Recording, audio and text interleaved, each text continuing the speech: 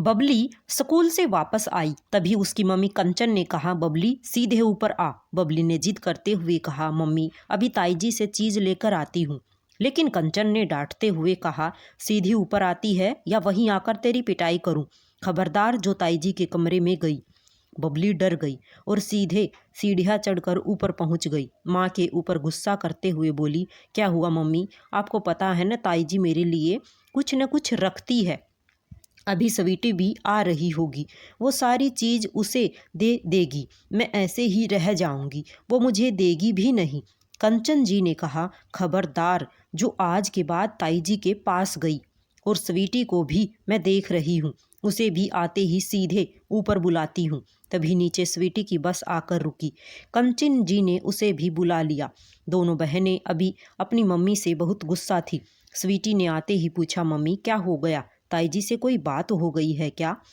कंचन जी ने कहा, तुम बच्चे हो, इस सब में मत पड़ो। अब हम यहाँ नहीं रहेंगे, तुम्हारे पापा गए हैं कहीं किराए पर मकान ढूंढने, मिलते ही चले जाएंगे। बबली बोली, लेकिन मम्मी हुआ क्या है, कुछ तो बताओ। कंचन जी ने कहा, बोला ना कुछ नहीं हुआ, चलो खाना खाकर पढ़ने बैठो। दोनों बहनें कानाफूसी करते हुए अपने कमरे में चली जाती हैं। शाम को पूरे घर का माहौल बदला हुआ था। कोई भी किसी से बात नहीं कर रहा था। कन्हैया लाल जी, उनकी पत्नी शांति और उनका बेटा रोहन तीनों ही अपने घर से बाहर नहीं निकले। इधर कंचन जी और उनके पति रमेश जी की भी बहुत कम बात कर रहे थे। दोनों परिवार एक ही घर में ऊपर नीचे रहते थे और शाम को आंगन में बैठकर बातें करते थे। लेकिन आज दोनों परिवार अपने अपने कमरों में कैद थे। बबली और स्वीटी को कुछ भी पता नहीं था कि क्या बात है। अगले दिन सुबह कंचन जी ने दोनों बेटियों को जल्दी उठा दिया। सारा सामान पैक करके तैयार होकर बैठ गई। थोड़ी देर में गाड़ी आ गई जिसमें सामान चढ़ा दिया गया। घर में बिल्कुल सन्नाटा छाया हुआ था। दोनों बेटियां ताऊजी और ताईजी को देखना चाह रही थी, लेकिन वो दोनों अपने बेटे रोहन के साथ अपने घर कमरे में बंद थे। कुछ देर में रमेश जी कंचन और दोनों बेटियों को लेकर वहाँ से चल दिए। बबली और स्वीटी दोनों रोते हुए ताईजी के कमरे के दरवाजे को पीटने लगी, लेकिन अंदर से कोई आवाज़ नहीं आई। कंचन जी दोनों को खींचते हुए ले गई और गाड़ी में बैठा दिया। कुछ ही देर में गाड़ी अपनी नई मंजिल की ओर चल दी। सालों से जो परिवार एक साथ रह रहा था, अचानक सब बिखर गया।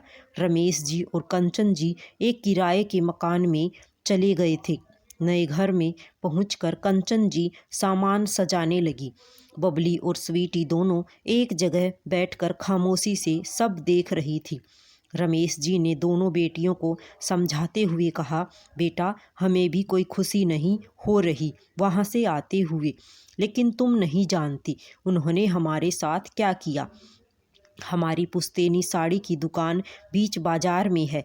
पिताजी के जाने के बाद से हम दोनों भाई वो दुकान चला रहे हैं। सारा हिसाब भाई साहब देखते थे, लेकिन अभी 10 दिन पहले उन्होंने मुझे बताए बगैर रोहन को नई दुकान खुलवा दी। उस दुकान में पैसा लगा वो हमारी दुकान से ही आया था। जब मैंने पूछा तो कहा उस नई दुकान पर केवल उनके बेटे का हक है। मेरे विरोध करने पर उन्होंने कहा, तेरी तो लड़कियां हैं, तुझे क्या करना है, उनकी शादी का खर्च भी तो इसी दुकान से निकलेगा। इतनी बेईमानी सहकर मैंने मकान और दुकान में से अपना हिस्सा मांगा, तो भाई साहब ने जैसे रह रहे तो रहते रहो, मैं कुछ नहीं दूंगा। इसलिए हम अलग होकर आ गई। मैं अब कपड़े की सप्लाई का काम करूँगा। यकीन नहीं होता कि बड़े भाई होकर सारे बिजनेस और मकान पर कब्जा करके बैठ गई।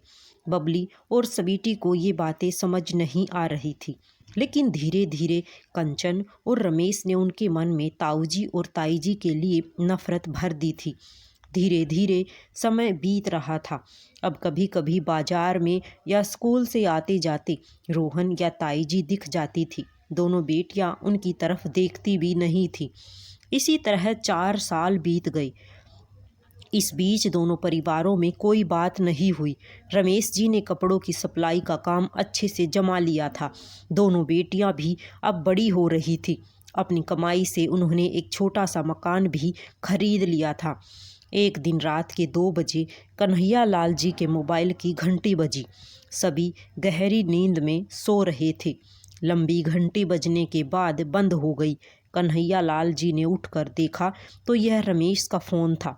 उन्होंने शांति जी को जगाया। कुछ समझ पाते इससे पहले ही दोबारा फ़ोन की घंटी बजने लगी। कन्हैया लाल जी ने फ़ोन उठाया।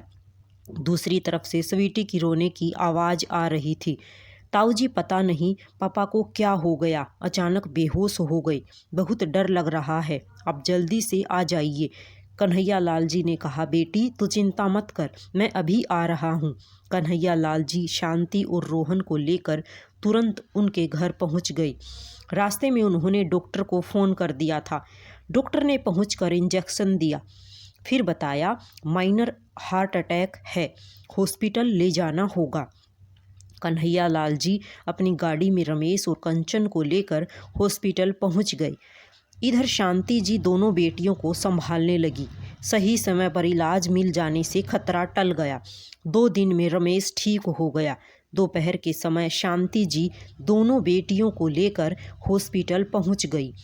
स्वीटी पापा को देखकर रोने लगी और ताऊ जी, मुझे कुछ नहीं समझ आया, मैंने बस आपको फ़ोन कर दिया। एक बार लगा आप बात नहीं करोगे, लेकिन आपने मेरे पापा को बचा लिया। कन्हैया लाल जी बोले, तेरा बाप बाद में है, पहले मेरा छोटा भाई है। कंचन ने कहा, दीदी आज आप लोग ने होते तो न जाने क्या हो जाता, हमें माफ़ कर दीजिए।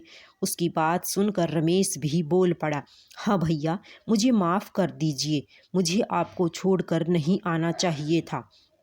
कन्हैया लाल जी बोले, तू बस आराम कर, बाकी सब कुछ भूल जा, नहीं हुआ हमारे बीच कुछ भी। तेरे जाने के बाद हमें बहुत पछतावा हुआ। गलती तो इंसान से ही होती है, इसलिए मैंने अपनी पुरानी दुकान तेरी दोनों बेटियों के नाम कर दी है। कागज घर पर रखे हैं, भिजवा दूंगा। रमेश बोला, नहीं भैया मुझे कुछ नहीं चाहिए, बस वादा कीजिए अगर मुझे कुछ हो जाए तो मेरे परिवार का ध्यान रखना। शांति जी बीच में रोकते हुए बोली, खबरदार जो बुरा बोला तो, तू मेरा देवर है, पर मैंने रोहन में और तुझ में कभी फर्क नहीं समझा। रोहन को दुकान अलग इसलिए करवाई थी कि ये दुकान तुम्हें देकर हम तीर्थ पर चले जाएं, लेकिन तुमने तो कुछ और ही समझ लिया या हम समझा नहीं पाए। सभी एक दूसरे से माफ़ी मांग रहे थे। तभी रोहन बोला, क्या अब मेरी बहनें मुझे राखी बांधेंगी? 4 साल हो गए मेरी कलाई सूनी पड़ी है। यह सुनकर पूरा परिवार हंसने लगा। सब अपने पुराने मकान में वापस आ गए और नए मकान को किराए पर दे दिया। राधे राधे सभी को।